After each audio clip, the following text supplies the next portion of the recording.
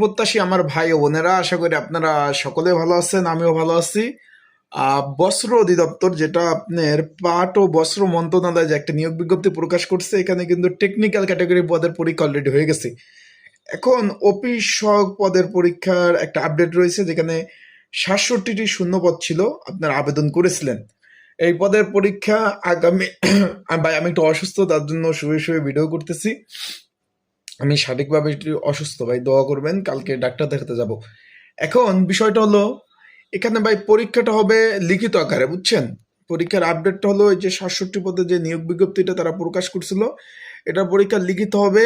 এই যে রানিং মাস, আজকে রানিং মাসের 7 তারিখ, এই মাসের আপনি নভেম্বরের 29 তারিখ পরীক্ষাটা হওয়ার সম্ভাবনা রয়েছে। তা যারা পরীক্ষার্থী রয়েছেন তারা প্রিপারেশন নেন, সময় কিন্তু হাতে বেশি একটা সময় নাই, পর্যাপ্ত পরিমাণ হাতে কিন্তু সময় নাই। তাই যারা প্রিপারেশন এখনো নেন নাই,